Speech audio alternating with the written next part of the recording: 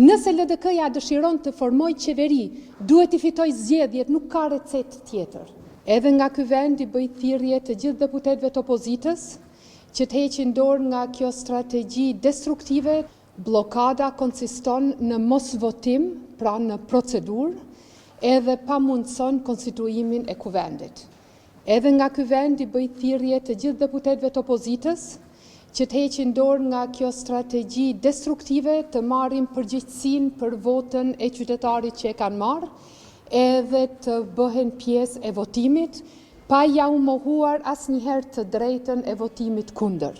Mirë po shkelja çdo 48 orë e vendimit të gjykatës kushtetuese, e cila thotë që deputetët duhet të marrin pjesë në votim, nuk është në rregull.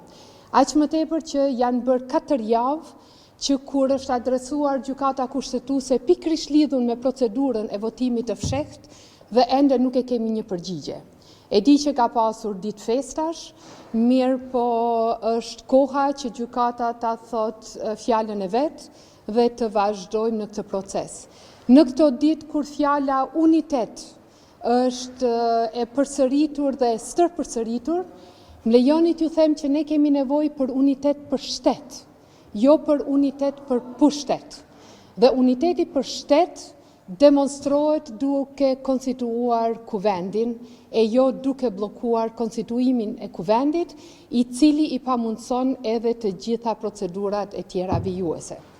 Jam e bindur që vota e fshehtë është instrumenti më demokratik në shoqëri demokratike dhe çdo lloj arsyetimi që gjoja vota e fshehtë që ka shkelje kushtetutës e ka shpërfaqur qartë vullnetin për të mos ecur përpara.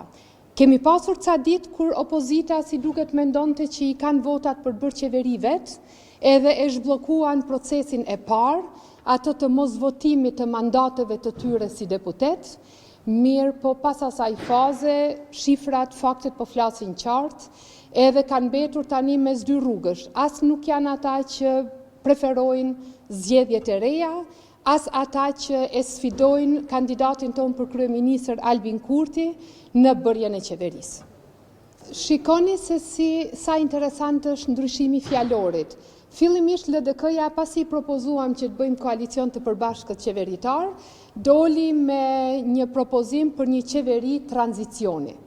Qeveria e tranzicionit nuk krijoi përshtypje të mirë në publik dhe tani ka ndruar fjalori dhe po flasim për qeveri uniteti. Pyetja që unë ja shtroj LDK-s është, pse LDK-ja nuk është nëse thonë që nuk bëjmë asnjëherë qeveri me vetvendosjen.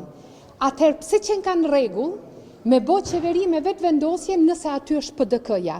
Pra është e qartë që LDK-ja, kudo që sillet, don me pas aty afër pranin e PDK-s, Partisë Demokratike të Kosovës. Dhe këtë unë jam e bindur që ka shumë të vështirë t'ja shpjegoj votuesit të saj tradicional dhe prandaj ndron fjalori nga tranzicioni në unitet pas 4-5 vitësh ka për të ndëruar përsëri, mirë po kjo nuk e fsheh dot të vërtetën që LDK-ja bën qeveri vetëm me PDK-n. Nëse LDK-ja dëshiron të formojë qeveri, duhet i fitojë zgjedhjet, nuk ka recetë tjetër. Qeverin e formon propozimin kryeministrin, e propozon edhe kryetarin e kuvendit, e propozon partia fituese. Pra, indirekt, partitë e opozitës duke e mohuar dhe duke e bllokuar punimet konstituimin e kuvendit, janë duke e mohuar dhe duke mos e pranuar rezultatin zgjedhor, i cili është shumë i qartë.